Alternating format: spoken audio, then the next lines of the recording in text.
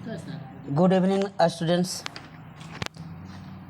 2-3 दिनों से वीडियो नहीं डालने का कारण था दुर्गा पूजा के समय चल रहा था, आप लोग भी डिस्टर्ब थे, मैं भी था।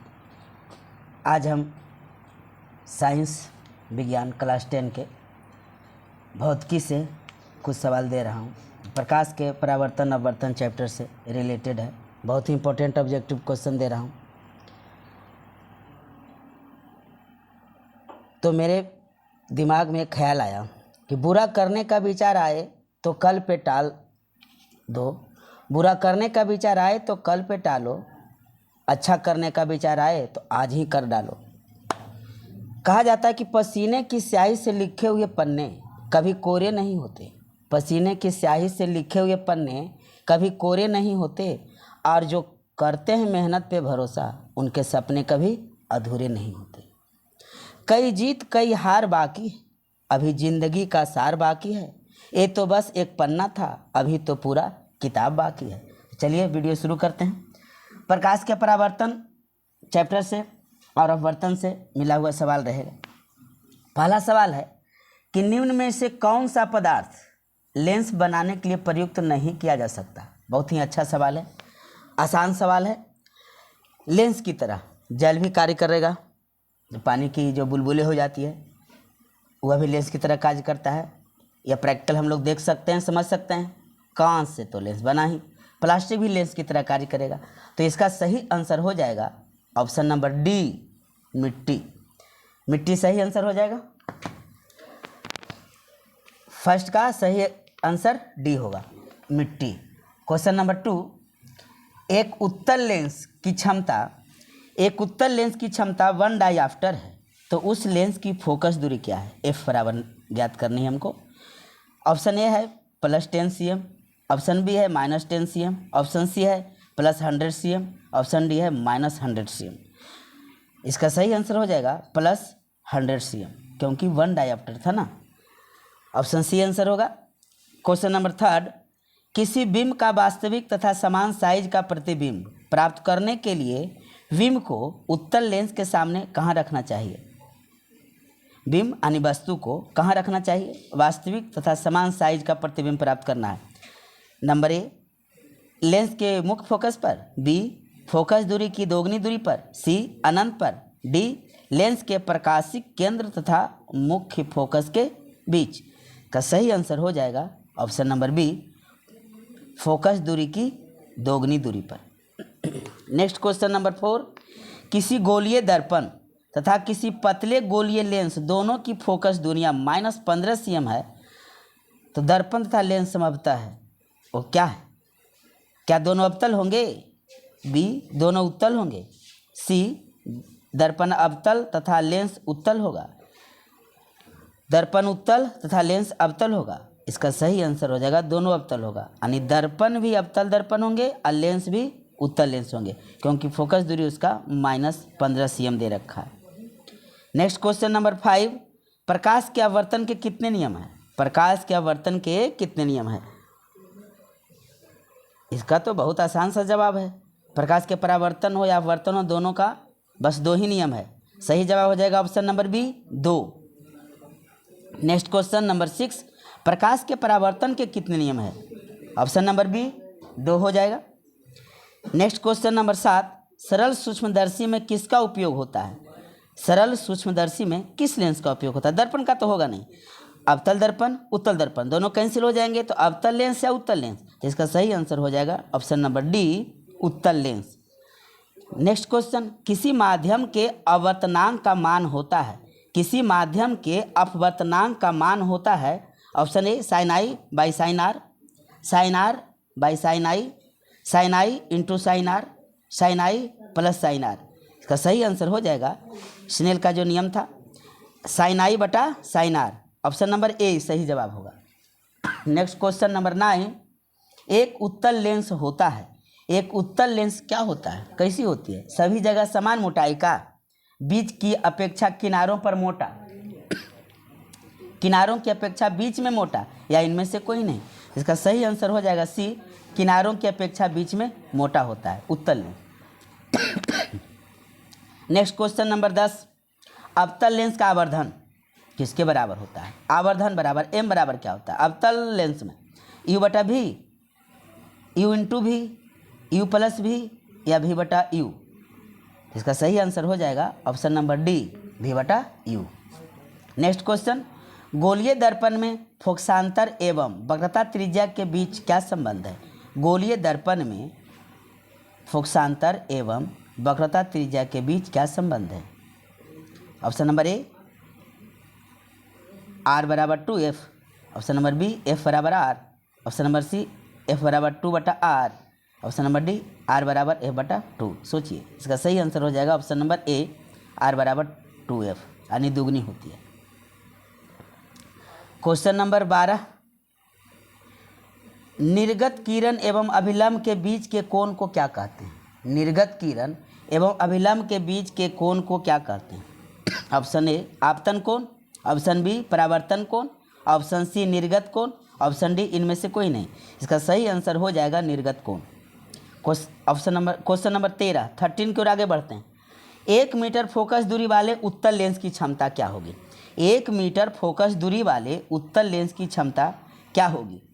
-1D, ऑप्शन बी में +1D, ऑप्शन सी में 2D, ऑप्शन डी में 1.5D। इसका सही आंसर हो जाएगा 1D, 1 डायऑप्टर, ऑप्शन नंबर बी सही जवाब होगा। क्वेश्चन नंबर 14, किसी अवतल दर्पण द्वारा काल्पनिक, सीधा तथा आवर्धित प्रतिबिंब बनता है जब वस्तु स्थित होती है। वस्तु को कहाँ रखा जाए कि अवतल दर्पण द्वारा काल्पनिक, सीधा तथा आवर्धित यानी बड़ा प्रतिबिंब बने? ऑप्शन नंबर ए दर्पण तथा उसके फोकस के बीच, फोकस तथा वक्रता केंद्र के बीच, ऑप्शन सी वक्रता केंद्र पर, ऑप्शन डी वक्रता केंद्र से परे यानी दूर। इसका सही आंसर हो जाएगा दर्पण तथा उसके फोकस के बीच। नेक्स्ट क्वेश्चन नंबर 15, किस दर्पण द्वारा प्रतिबिंब सीधा एवं छोटा होता है? किस दर्पण द्वारा जो प्रतिबिंब बनता है वह सीधा एवं छोटा होता है? ऑप्शन ए उत्तल दर्पण, ऑप्शन बी अवतल दर्पण, ऑप्शन सी समतल दर्पण, ऑप्शन डी इनमें से कोई नहीं। इसका सही आंसर हो जाएगा उत्तल दर्पण। नेक्स्ट क्वेश्चन है, अवतल दर्पण है यानी अवतल दर्पण को किस और नाम से जाना जाता है? अभिसारी, अपसारी, अभिसारी तथा अपसारी दोनों या इनमें से कोई नहीं। इसका सही आंसर हो जाएगा अभिसारी। अगर यही पूछ दे उत्तल दर्पण तो उसको अपसारी कहेंगे। नेक्स्ट क्वेश्चन नंबर 17 की ओर आगे बढ़ते हैं। उत्तल दर्पण से बना प्रतिबिंब कैसा होता है? उत्तल दर्पण से बना प्रतिबिंब कैसा होता है? ऑप्शन ए काल्पनिक एवं छोटा, ऑप्शन बी काल्पनिक एवं आवर्धित, ऑप्शन सी वास्तविक एवं छोटा, ऑप्शन डी वास्तविक एवं आवर्धित। सही आंसर हो जाएगा ऑप्शन ए काल्पनिक एवं छोटा। नेक्स्ट क्वेश्चन 18, निम्नलिखित में किस दर्पण द्वारा किसी वस्तु का वास्तविक प्रतिबिंब प्राप्त किया जा सकता है? किस दर्पण द्वारा वस्तु का वास्तविक प्रतिबिंब प्राप्त किया जा सकता है? ऑप्शन ए समतल दर्पण द्वारा, ऑप्शन बी अवतल दर्पण द्वारा, ऑप्शन सी उत्तल दर्पण द्वारा, ऑप्शन डी सभी दर्पणों द्वारा। इसका सही आंसर हो जाएगा ऑप्शन बी अवतल दर्पण द्वारा। नेक्स्ट क्वेश्चन है 19 की ओर आगे बढ़ते हैं। निम्नलिखित में किसमें बड़ा और वास्तविक प्रतिबिंब बनता है? किसमें बड़ा और वास्तविक प्रतिबिंब बनता है? समतल दर्पण में, उत्तल दर्पण में, अवतल दर्पण में या अवतल लेंस से? इसका सही आंसर हो जाएगा ऑप्शन नंबर सी अवतल दर्पण द्वारा बड़ा और वास्तविक प्रतिबिंब बनता है। नेक्स्ट क्वेश्चन है 20 की ओर बढ़ते हैं आगे। समतल दर्पण द्वारा बना प्रतिबिंब हमेशा, समतल दर्पण द्वारा बना प्रतिबिंब हमेशा क्या होता है? ऑप्शन ए वास्तविक होता है, ऑप्शन बी काल्पनिक होता है, ऑप्शन सी कभी वास्तविक तो कभी काल्पनिक होता है या इनमें से कोई नहीं। इसका सही आंसर हो जाएगा काल्पनिक होता है। नेक्स्ट क्वेश्चन 21, किसी वस्तु का आवर्धित प्रतिबिंब बनता है। किसी वस्तु का आवर्धित प्रतिबिंब किस दर्पण द्वारा बनता है? अवतल दर्पण से या समतल दर्पण से या उत्तल दर्पण से या सब प्रकार के दर्पण से? इसका सही आंसर हो जाएगा ऑप्शन ए अवतल दर्पण से। अवतल दर्पण द्वारा आवर्धित प्रतिबिंब बनती है। नेक्स्ट क्वेश्चन 22, काल्पनिक प्रतिबिंब हमेशा क्या होता है? सीधा होता है, उल्टा होता है, तिरछा होता है या औंधा होता है? इसका सही आंसर हो जाएगा ऑप्शन ए सीधा होता है। नेक्स्ट क्वेश्चन 23, किस दर्पण में हमेशा आभासी और छोटा प्रतिबिंब बनता है? किस दर्पण में हमेशा आभासी और छोटा प्रतिबिंब बनता है? अवतल दर्पण, उत्तल दर्पण, समतल दर्पण या इनमें से कोई नहीं?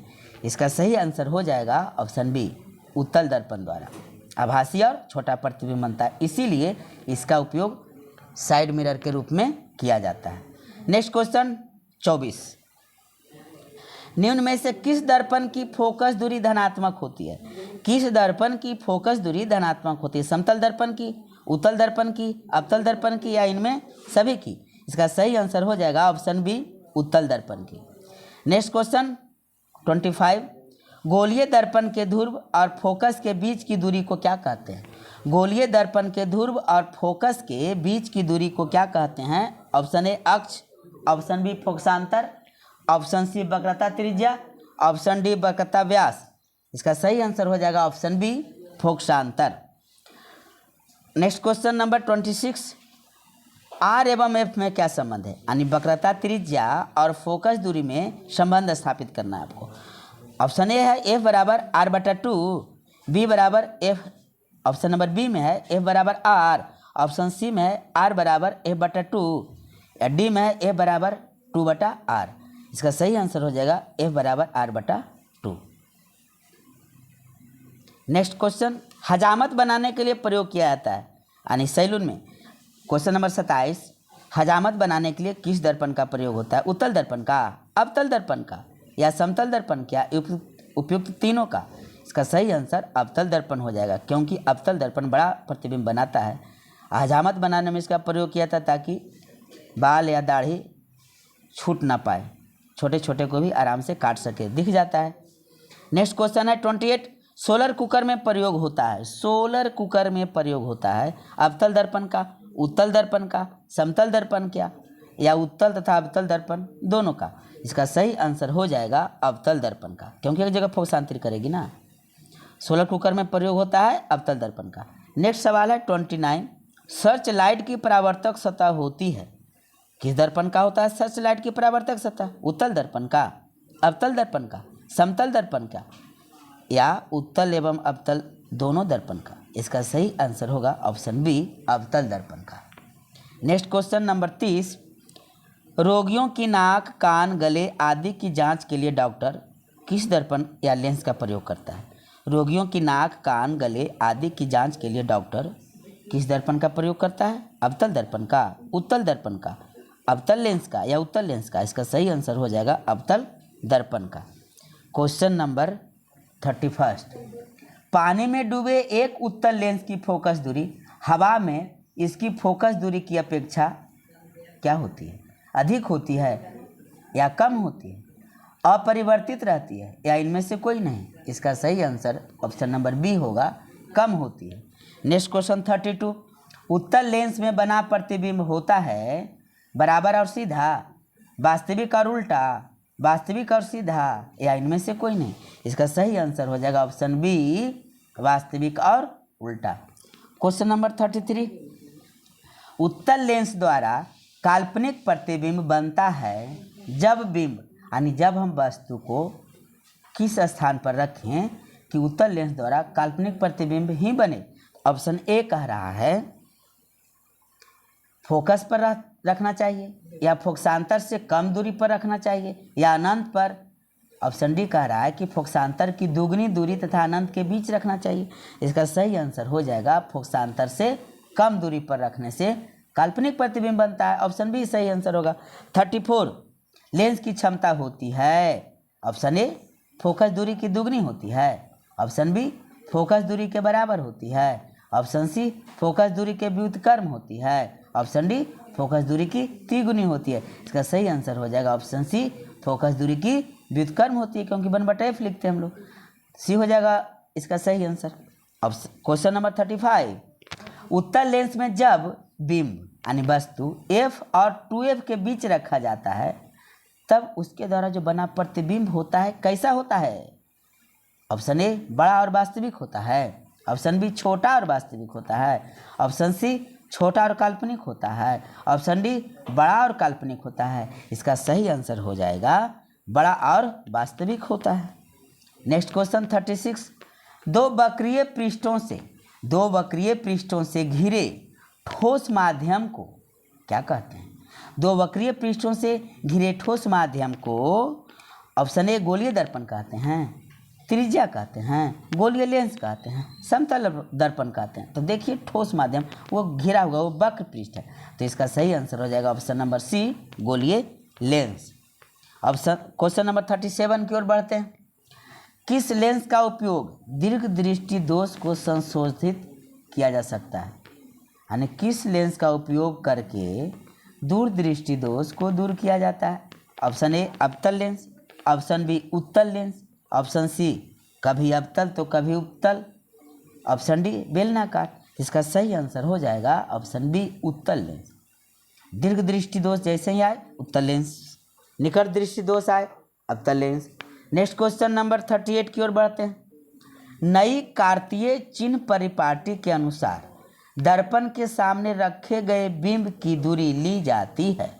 ऑप्शन ए धनात्मक, ऑप्शन बी ऋणात्मक, ऑप्शन सी कभी धनात्मक तो कभी ऋणात्मक, ऑप्शन डी इनमें से कोई नहीं। इसका सही आंसर हो जाएगा ऑप्शन बी ऋणात्मक। क्वेश्चन नंबर 39, प्रत्येक लेंस के दो वक्रता केंद्र होते हैं क्योंकि प्रत्येक लेंस के दो वक्रता केंद्र होते हैं क्योंकि लेंस की दो वक्र सतहें होती है। ऑप्शन बी लेंस की एक सतह वक्र तथा दूसरी समतल होती है, लेंस की दोनों सतहें समतल होती है। ऑप्शन डी इनमें से कोई नहीं। इसका सही आंसर हो जाएगा ऑप्शन ए, लेंस की दो वक्र सतहें होती है, लेंस की दो वक्र सतहें होती है। ऑप्शन ए इसका सही आंसर हो जाएगा। नेक्स्ट क्वेश्चन 40 की ओर आगे बढ़ते हैं। 40वां क्वेश्चन है कि गोलीय लेंस के लिए फोकस दूरी f, वस्तु की दूरी u और प्रतिबिंब की दूरी v में संबंध, यानी आपको लेंस सूत्र पूछा गया है। ऑप्शन ए कह रहा है 1/v + 1/u = 1/f। चलिए ये तो दर्पण सूत्र हो गया। ऑप्शन बी कह रहा है 1/v - 1/u = 1/f। चलिए तो बी ही सही आंसर होगा।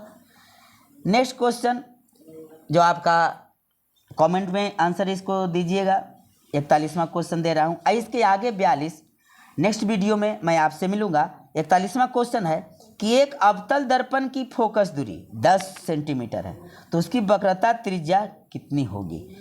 बहुत आसान सा सवाल है। एक अवतल दर्पण की फोकस दूरी 10 सेंटीमीटर है तो वक्रता त्रिज्या क्या होगी? Option A 10 centimetre, option B 20 centimetre, option C 6 centimetre, option D 12 centimetre 12 centimetre.